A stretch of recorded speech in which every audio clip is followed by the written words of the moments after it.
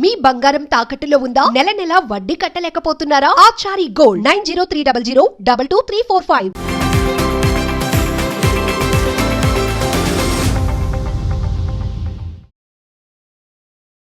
Sir Elon Musk Trump ఏంటి sir వీళ్ళ నిజంగా ఆర్థిక బంధవే అనేది క్లియర్గా అర్థమైంది. ఇంకా ఎట్లా చూడొచ్చు ఈ అంశాన్ని మరో కోణంలో?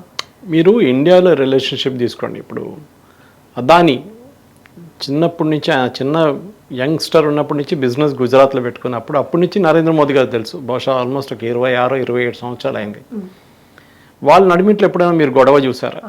ఎందుకంటే ఫస్ట్ ఓపెన్గా చూపించారు. అప్పుడు ఇండియాలో మీరు ఒక బిజినెస్ ఒక పొలిటీషియన్కి రిలేషన్షిప్ ఉంటే అది ఓపెన్గా ఎలాన్ మస్క్ చేసినట్టు చూపించారు. $250 మిలియన్ ఇచ్చాను, ఆయనతో క్యాంపెయిన్ చేశాను, వైట్ హౌస్కి వచ్చిన తర్వాత వైట్ హౌస్లో వాళ్ళ అబ్బాయిని తీసుకెళ్ళి తిరిగాడు, దాని తర్వాత హెలికాప్టర్లో వెళ్ళాడు.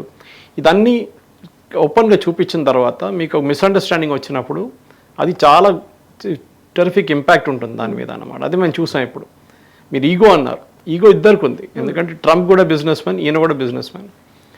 కానీ ఎలాన్ మస్క్ లాగా అమెరికాలో ఒక 10 మంది ఉంటారండి. మీరు మార్క్ జుకర్బర్గ్ తీసుకోవచ్చు, బిల్ గేట్స్ తీసుకోవచ్చు, వీళ్ళందరూ టెక్నోక్రాట్స్ వాళ్ళు అండ్ సిఇఓస్ కూడా. ఎలాన్ మస్క్ కూడా అందుకని ఎలాన్ మస్క్కి ఒక షోమ్యాన్ యాటిట్యూడ్ ఉంది. అంటే టెలివిజన్లో ఎక్కువ తిరగడము, సోషల్ మీడియా ఆయనదే కదా ఎక్స్ ప్లాట్ఫామ్, దాని మీద ట్వీట్ చేయడము, అది కాకుండా ఆయన కంపెనీల గురించి మాట్లాడడము, కంపెనీ మీటింగ్స్ బయట వచ్చి మాట్లాడడం, ఏం జరిగింది అక్కడ, స్పేస్ ఎక్స్ కానీ, న్యూరలింక్ కానీ, స్టార్లింక్ కానీ ఇట్లాంటి ప్రాజెక్ట్స్ చాలా ఉన్నాయి, టెస్లా లాంటిది. కానీ ఆయన ఏం మర్చిపోయాడంటే బిజినెస్ అండ్ పాలిటిక్స్ ఎప్పుడు మిక్స్ కాకూడదు, దానికి దూరం ఉంది అక్కడే ఉంచాలన్నమాట. ఎంత దూరం ఉంది అంతే ఉంచాలి.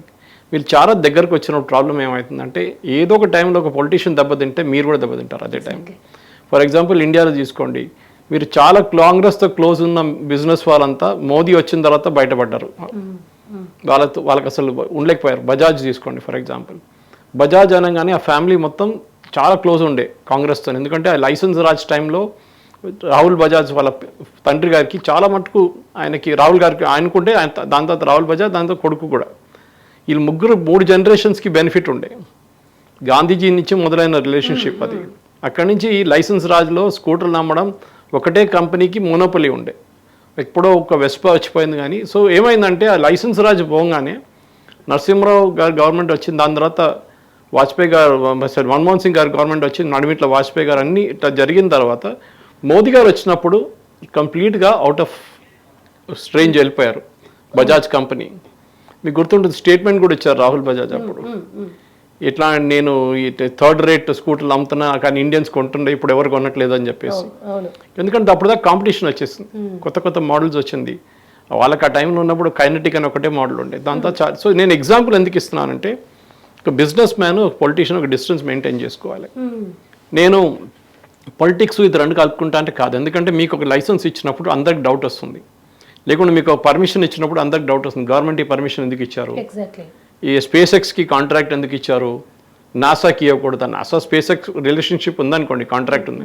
ఇప్పుడు స్పేస్ షటిల్ లేదు, దీంట్లోనే లాంచ్ చేయాల్సి వస్తుంది. మన సుభాంష్ ఆయన వెళ్తున్నాడు కదా, అదే same space X is also travelling. So ఏం చేయగలరు? ఈయనేమనుకున్నాడు ఎలాన్ మస్క్ అంటే ట్రంప్ నేను ఏం చెప్తే వింటాడు అనుకున్నాను. సో అక్కడ ఒక బిల్ తీసుకొచ్చారు, మన దగ్గర ఉన్న బడ్జెట్ లాగా బిల్ తీసుకొచ్చారు. ఆ బిల్లో ఎలక్ట్రిక్ కార్స్కి ఉన్న సబ్సిడీ తీసేస్తున్నారని చెప్పారు. చాలా సంవత్సరాల నుంచి ఉన్న సబ్సిడీ అది మన దగ్గర కూడా ఉంది. 2 వీలర్స్ కొంటే ఎలక్ట్రిక్ 2 వీలర్స్ రోడ్ ట్యాక్స్ ఉండదు, అది ఉండదు అని అదని తీసేస్తున్నాం. ఎందుకంటే అమెరికాలో ఆ ఇండస్ట్రీ మెచ్యూర్ అయిపోయింది, ఇంకా సబ్సిడీ సపోర్ట్ ఏం అక్కర్లేదని. ఈయనేమో సడన్లీ షాక్ అయిపోయాడు. ఎందుకంటే నా మీద పడుతుంది, వచ్చి మా కంపెనీ మీద పడుతుంది, నేను ఇంత డబ్బులు ఇచ్చిన తర్వాత ఈయనేంటి ఇట్లా మాట్లాడుతున్నాడని. ట్రంప్ లాజిక్ ఏంటంటే ఈయనతో నాకు పని అయిపోయిందిలే, నెక్స్ట్ ఎలక్షన్ అయితే నేను నిలబడలేను, ఎందుకంటే అమెరికాలో ఒక ప్రెసిడెంట్కి 2 టర్మ్స్ ఉంటుంది, సో దాని తర్వాత ఉండదు. ఈయనప్పుడు ఏం చేసుకుంటే కానీ నాకేం ప్రాబ్లం ఉండదు, ఇంకా 3 సంవత్సరాలు అట్లనే గడిచిపోతుంది, దాని తర్వాత నేను ఫ్రీ అయిపోతానని. End of the day Trump transactional man, business real estate మనిషి అని అదే లాంగ్వేజ్లో మాట్లాడతారు. ఈయన కూడా అంతే, ఈయన కూడా బిజినెస్ గురించే మాట్లాడతారు. ఇప్పుడు స్టార్లింక్ తీసుకోండి, స్టార్లింక్ నడిపించాలంటే మీకు పొలిటికల్ కన్సెన్సస్ కావాలి. ఇప్పుడు ఇండియా లాంటి దేశంలో వచ్చినప్పుడు ఫస్ట్ నో అన్నారు మనం, ఇప్పుడు పర్మిషన్ ఇచ్చాం అని సెక్యూరిటీ సేఫ్ గార్డ్స్ అది ఇదని పెట్టుకుని టెస్లా తీసుకొచ్చారు. నేను టెస్లా ఇక్కడ తయారు చేయను, ఓన్లీ ఇక్కడ మ్యానుఫ్యాక్చర్ చేయను, కానీ డిస్ట్రిబ్యూట్ చేస్తానని చెప్పారు. బయట చైనా నుంచి ఎక్కడి నుంచి అని తెచ్చుకొని. ఇండియన్ గవర్నమెంట్ ఫస్ట్ చెప్పారు అది కాదు, ఇది నడవదు, ఇక్కడ చేయాలని చెప్పారు. ఆయన కాదు నేను డిస్ట్రిబ్యూట్ చేస్తాను అని చెప్పారు. సరే నువ్వు డిస్ట్రిబ్యూట్ చేసుకో అని చెప్పి పర్మిషన్ ఇస్తున్నారు. ఇప్పుడు ఇంకా ఇవ్వలేదు, ఇవ్వబోతున్నారు. ఆల్రెడీ షోరూమ్ స్పేస్ తీసుకున్నారు ముంబైలో అంతా. కానీ అది అమ్ముడబోతుందో లేదో మనకు తెలియదు. ఒకసారి maybe it will sell, it will not cell. ఎక్కువ వాల్యూమ్స్ అయితే రేపు ఫ్యాక్టరీ ఇక్కడే పెట్టుకుంటారు, ఏషియా కోసం డిస్ట్రిబ్యూషన్ పాయింట్ పెట్టుకుంటారు. దానికోసం మీరు చూడండి, చైనాతో గొడవ జరిగినప్పుడు ట్రంప్ టారిఫ్ పెట్టినప్పుడు అందరికన్నా ఎక్కువ ఆబ్జెక్ట్ చేసింది ఎలాన్ మస్క్. ఎందుకంటే ఆయనకు వచ్చే పార్ట్స్ అన్ని టెస్ట్లది చాలా మటుకు చైనా నుంచి వస్తుంది. అది మేజర్ ఇంపాక్ట్ అవుతుంది అక్కడ ఇమ్మీడియట్గా. వద్దని చెప్పారు. దాని తర్వాత మనం చూసాం వీసాల గురించి గొడవ. అప్పుడు కూడా ట్రంప్ వీళ్ళిద్దరు ఒకటే లాంగ్వేజ్ మాట్లాడారు, మనకు టాలెంటెడ్ పూల్ కావాలి, టెక్నికల్ మ్యాన్ పవర్ కావాలి, యూఎస్ దగ్గర లేదు, మనం బయట నుంచి తెప్పించుకోవాలి, అది మన ఇండియా లాంటి దేశం నుంచి, చైనా లాంటి దేశం నుంచి అక్కడ వాళ్ళు టెక్నికల్ ట్రైన్ మ్యాన్ పవర్ ఉన్నారు, వాళ్ళు రావచ్చు అని చెప్పేసి. సో అదొక లాజిక్ అక్కడ. కానీ ఇప్పుడు ప్రాబ్లం ఎక్కడ వచ్చిందంటే వీళ్ళిద్దరు నమ్మట్ల గొడవ ఈ బిల్లుతో స్టార్ట్ అయింది. అక్కడి నుంచి అది అవుట్ ఆఫ్ కంట్రోల్ వెళ్ళిపోయింది. ఎందుకంటే ఈ టెస్లా నుంచి వచ్చిన ప్రాబ్లమ్స్ చాలా మటుకు ఈ డోష్ అని చెప్పి ఒక డిపార్ట్మెంట్ పెట్టారు ట్రంప్ గారు రాగానే, డిపార్ట్మెంట్ ఆఫ్ గవర్నమెంట్ ఎఫిషియన్సీ. దాని హెడ్గా మన ఈయన్ని పెట్టారు, ఎలాన్ మస్క్ని పెట్టారు. ఆయన చాలా మటుకు డిపార్ట్మెంట్స్లో చాలా మందిని ఉద్యోగం నుంచి తీసేశారు. ఎందుకంటే తాను తెలిసిపోయింది వాళ్ళకి చాలా ఓవర్ స్టాఫ్డ్, చాలామంది ఎక్స్ట్రా ఉన్నారు, ఇంతమందికి జీతం ఎందుకు ఇస్తున్నా అని చెప్పి ఇంటికి పంపించేశారు చాలామంది. యూఎస్లో భారతదేశంలాగా కాదు, ఇక్కడ గవర్నమెంట్ ఎంప్లాయీస్ని మీ ఉద్యోగం నుంచి తీసేయచ్చు కావాలంటే. వాళ్ళు కోర్టుకి వెళ్ళొచ్చు, కేసులు పెట్టుకోవచ్చు, కానీ మోస్ట్లీ 90% గెలవరు వాళ్ళు. సో ఆ ప్రాబ్లంలో ఏమైపోయిందంటే ఆయన మీద ఉన్న కోపం కార్ల మీద చూపించారు. కార్లు తగలబెట్టడము, డిస్ట్రిబ్యూటర్స్ ప్లేస్లో తగలబెట్టడము, రోడ్డు మీద నడుస్తున్న కార్ మీద రాళ్ళు కొట్టడం, విసరడం అంతా జరిగిందనమాట. సో ఈయన బిజినెస్ కూడా దెబ్బతిన్నది. సరే ఈ అనౌన్స్మెంట్ కాగానే $200 బిలియన్ స్టాక్ మార్కెట్ వాల్యూ పడింది, కానీ అది రేపు రికవర్ అవుతుంది. కానీ మీ బ్రాండ్ ఇమేజ్ అంటే మీరు మార్కెట్లో అమ్మలేకపోతున్నారు. యూరోప్కి వెళ్తే అక్కడ ప్రాబ్లమ్స్, చైనా వేరే ప్రాబ్లమ్స్ ఉన్నాయి, మళ్ళీ ఒక ఇండియా నుంచి ఒకటి కొత్త మార్కెట్ అని ఇక్కడికి వస్తున్నారు ఇప్పుడు. కానీ ఓవరాల్ చూస్తే ఆయనకి బిజినెస్ లాసే ఉంది ఎక్కడైనా కానివ్వండి. ఇప్పుడు ట్రంప్ ఏమంటాడు, రేపు వద్దనుకుంటే ఫర్ ఎగ్జాంపుల్ స్పేస్ ఎక్స్ వద్దంటాడు, నేను యూజ్ చేయను లేనంట. కానీ ఆయనకి ఇంకా ఆప్షన్ లేవు, ఎందుకంటే లేకుంటే రష్యా దగ్గర వెళ్ళాల్సి వస్తుంది స్పేస్ స్టేషన్ రీచ్ చేయాలంటే. శాటిలైట్ లాంచ్ చేయాలంటే కూడా ఫెసిలిటీ లేదు ఇప్పుడు యూఎస్ దగ్గర. వాళ్ళు నాసాని చాలా మటుకు కట్ డౌన్ చేసేస్తారు బడ్జెట్స్లో. సో అదొక అడ్వాంటేజ్ ఉంది ఈయనకి, ఎలాన్ మస్క్కి. స్టార్లింక్ ఉంది, ఇప్పుడు భారతదేశంలో స్టార్లింక్ రాబోతుంది, యూక్రెయిన్లో ఆల్రెడీ నడుస్తుంది, చాలా దేశాలు నడుస్తుంది స్టార్లింక్. న్యూరాలింక్ అని చెప్పి ఒక పర్టికులర్ మెడికల్ ప్రొసీజర్ ఆయన మొదలు పెట్టారు, దిస్ ఇస్ ఎక్సలెంట్ రీసెర్చ్ అనమాట. అది కాకుండా చిన్న చిన్న కంపెనీలు చాలా ఉన్నాయి, బోరింగ్ కంపెనీ అది ఇదన్నీ ఉన్నాయి ఆయన దగ్గర. కానీ ఓవరాల్ చూస్తే ఎప్పుడైనా మీరు అంబానీ కానీ మన దేశంలో ఉన్న వాళ్ళు relationship business, Dhirubhai Ambani time నుంచి కాంగ్రెస్ పొలిటీషియన్స్ చాలా క్లోజ్ ఉన్నారు ఆయన, కానీ అది బయట చూపించలేదు ఎప్పుడు. సేమ్ విజయ్ మాల్యా కానివ్వండి, నీరవ్ మోడీ కానివ్వండి, మెహుల్ చోక్సీ కానివ్వండి, వీళ్ళందరూ బిజినెస్ వాళ్ళు. Exact sir. బిజినెస్ మ్యాన్, రాజకీయ నాయకులు మనం బయట ఎంత వద్దనుకున్నా వాళ్ళు ఒకరితో ఒకరు కలిసి అవినాభావ సంబంధంతో ఉంటే వర్కౌట్ అవుతుంది. బిజినెస్ మ్యాన్ ఫండింగ్ కూడా ఇస్తారు. అట్లానే నేను రాసుకు పూసుకొని తిరుగుతాను, నాకు నచ్చినట్టే ఒక గవర్నమెంట్ వ్యక్తిగత లాభాల కోసం సామాజిక సిద్ధాంతాన్ని పెట్టాలంటే కష్టం కదా. ఇప్పుడు ఎలన్ మస్క్ కోసమే, ఆయన ప్రయోజనం కోసం ట్రంప్ నిర్ణయాలు తీసుకోలేడు కదా. కరెక్ట్. ఎందుకంటే ఇప్పుడు మీరు ఒక రిలేషన్షిప్ ఎట్లా ఉంటుందంటే పెళ్లిలాగా ఉంటుంది, అది గివ్ అండ్ టేక్ ఉంటుంది. దాంట్లో ఏ రిలేషన్షిప్ పర్ఫెక్ట్ ఉండదు అనమాట. మీరు చూస్తుంటారు చాలా మటుకు ఈ ఎలాన్ మస్క్ ట్రంప్కి మీరు కొంచెం రీవైండ్ చేస్తారు. ఎందుకంటే ఇప్పుడు ఆయన లేటెస్ట్గా నిన్న ట్వీట్ చేశారు, నేను సారీ ఈ ట్వీట్స్ అన్ని నేను పెట్టిన తప్పు చేశానని చెప్పేసి. కానీ ఒకసారి అయిపోయింది అది, ఇంకా మీరు ఏం చేయలేరు. మీరు ట్వీట్ చేశారు, డిలీట్ చేస్తే కూడా అది ఎవరో స్క్రీన్ షాట్ తీసుకొని ఉంటారు, లేకుంటే ట్రంప్ ఆల్రెడీ చూసేసారు, కామెంట్ కొట్టారు, దట్ రిలేషన్షిప్ ఇస్ బ్రోకన్. మీరు ఎంత వచ్చినా కానీ రేపు వచ్చి మళ్ళీ ఇద్దరు కలుసుకొని చేయగలుగుకొని మేము అంతా ఇద్దరు ఫ్రెండ్స్ అని చెప్పుకుంటే ఎవరు బిలీవ్ చేయరు మిమ్మల్ని, ఎందుకంటే క్రాక్ వచ్చేస్తుంది ఆల్రెడీ అక్కడ. సో కొత్తగా ఏం చేయాలంటే ఇప్పుడు బేసిక్లీ ఆయన బిజినెస్ ఆయన చూసుకోవాలి, ట్రంప్ బిజినెస్ ట్రంప్ చూసుకుంటాడు. మీరు అడ్మినిస్ట్రేషన్లో చేయేందుకు పెడుతున్నారు, అక్కడే గొడవ వస్తుంది. ఎందుకంటే 138 రోజులే ఆయన గవర్నమెంట్ ఎంప్లాయీగా ఉండగలరు. దానికోసం రిజైన్ చేసేసారు మొన్ననే జోర్జ్ హెడ్ నుంచి. కానీ వాళ్ళ ఎంప్లాయీస్ ఇప్పుడు కూడా వర్క్ చేస్తున్నారు గవర్నమెంట్ ఆఫ్ యూఎస్ కోసం అనమాట. సో వాళ్ళు ఇప్పుడు కూడా అక్కడ డిపార్ట్మెంట్స్లో ఉన్నారు. ఇప్పుడు వాళ్ళని కూడా తీసేయచ్చు కావాలంటే ట్రంప్, అది కూడా జరగవచ్చు.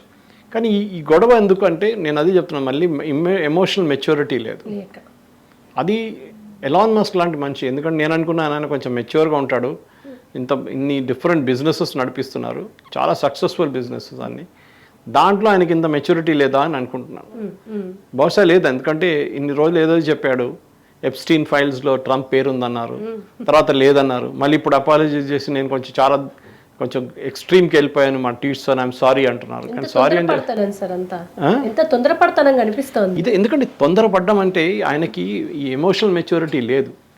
ఎమోషనల్ మెచ్యూరిటీ లేనప్పుడు ఏమవుతుందంటే మీరు నీ జర్క్ రియాక్షన్ అంటారు ఇంగ్లీష్లో. టక్మని మనం కూడా నార్మల్ ఒక రిలేషన్షిప్లో మన ఇద్దరితో గొడవ వస్తారు, కోపం వస్తే ఏదో చెప్పేస్తాం మనం. ఆ చెప్పడం ముందే మనం ఆలోచించాలి. చెప్పబోయే మనం ఆ వర్డ్స్ వచ్చే మనిషి ఎదురున్న మనిషి మీద ఎంత ఇంపాక్ట్ ఉంటుందండి. మళ్ళీ మనం తీసుకోలేము దాని రిటర్న్గా, మాట తిరిగి రాదు ఇప్పుడు. అందుకే అది పెద్ద ప్రాబ్లం. ఇది మనం ఒక సైకాలజీలోనే ఉంటుంది ఇది అంతా. మన చిన్నపిల్లల నుంచి మనం అందరు నేర్పిస్తున్నప్పుడు కూడా మన పేరెంట్స్ నేర్పిస్తున్నప్పుడు ఎప్పుడైనా మీరు కోపంగా ఉన్నప్పుడు డిసిషన్ తీసుకోకూడదు. You will take a wrong decision always. ఆనందంలో ఉన్నప్పుడు మాట ఇవ్వద్దు అంటారు. కరెక్ట్. ఎందుకంటే ఆ మూమెంట్లో హీట్ ఆఫ్ ద మూమెంట్ అంటారు ఇంగ్లీష్లో, ఏదో చెప్పేస్తారు, దాని తర్వాత నేను ఎందుకు చెప్పాను రాదని. అదే ఇక్కడ జరుగుతుంది అన్నమాట. ట్రంప్ కూడా తక్కువ కాదు, ఆయన కూడా ఏదేదో చెప్తారు ఉంటారు. ఇప్పుడు భారతదేశం పాకిస్తాన్కి నేనే చెప్పించా అన్నారు, దాని తర్వాత అందరు తెలిసిపోయింది ఏం లేదని చెప్పి. మళ్ళీ చైనా అన్నారు, చైనా నాతో డీల్ సైన్ చేసేసారని నిన్న చెప్పాను. నేను యుక్రెయిన్ యుద్ధం 2 రోజులు ఆపేస్తా అన్నారు, ఏమైంది? గాజా ఇజ్రాయెల్ మీరు చెప్పినట్లు నేను అక్కడ మొత్తం మెయింటైన్ రిసార్ట్ కట్టబోతాను అన్నారు, అది పోయింది. సో ఆయన వైపు ఒక తప్పులు కూడా ఉన్నాయి, లేదని కాదు. కానీ మీరు గవర్నమెంట్ ఇంట్రడ్యూస్ చేసే ఒక బిల్లుని మీరు వ్యతిరేకించడం ఎందుకు? మీ బిజినెస్ ట్రంప్ మీరు డబ్బులు ఇచ్చారని చెప్పి ట్రంప్ దాన్ని రిటైన్ చేయడం అనేది సాధ్యం కాదు. ఎందుకంటే ఆయన డెఫిసిట్ చూస్తున్నారు, ఆయన ఎక్కడైనా డబ్బులు ఎక్కడ ఖర్చులు తగ్గడానికి చూస్తున్నారు గవర్నమెంట్. అది అట్లాంటి పరిస్థితుల్లో ఈ పొజిషన్ తీసుకున్నారు ఆయన. సరే ఇది అక్కర్లేదులే, అయిపోయింది, బ్యాటరీ ఆపరేటెడ్ కార్స్ బాగానే నడుస్తుంది, సబ్సిడీ తీసేస్తామని చెప్పి. ఇంకా స్పెసిఫిక్గా ఫర్ ఎగ్జాంపుల్ ఆయన మస్క్ కార్ మీద చెప్పలేదు కదా, టెస్లా అని చెప్పలేదు, ఆల్ బ్యాటరీ ఆపరేటెడ్ కార్స్ అని చెప్పి. ఇప్పుడు ఈయనకు భయం ఏంటంటే నా మార్కెట్ పోతుంది, చైనీ వాళ్ళు BYD లాంటి కంపెనీలు వచ్చి ఇక్కడ అమ్ముకుంటారని చెప్పేసి.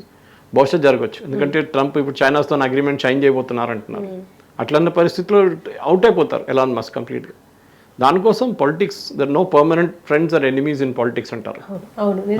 ఎవరు ఉండరు, దాని మెయిన్ అన్నమాట. అదే అంటే everything is fair in love and war. వాళ్ళ వ్యక్తిగత ప్రయోజనం ఆ టైంకి ఏం చేయాలో అది చేస్తారు వాళ్ళు, అంతే. దాని తర్వాత మీరు కరివేపాకు పడేస్తుంటే పడేస్తారు పక్కన, అంతే. అండ్ సార్ ఇక్కడ మన భారతదేశంలో ఉన్న ఒక గొప్ప డిప్లొమసీ ఉంటుంది. అంటే ఇక్కడ బిజినెస్ మ్యాన్లు ప్రభుత్వాలకు సహకరించినా అంత చొచ్చుకురారు, విధానపైన నిర్ణయాల్లోకి అసలు బయట మాట్లాడరు. ఆ సంస్కారమో లేదా ఆ డిప్లొమసో, ఆ లిమిట్స్, మా లిమిట్ ఏంటి, మాది ఎంతవరకు అనేది ఎందుకు తెలియట్లేదు సార్? అగ్రరాజ్యంగా చెప్పుకుంటారు కదా.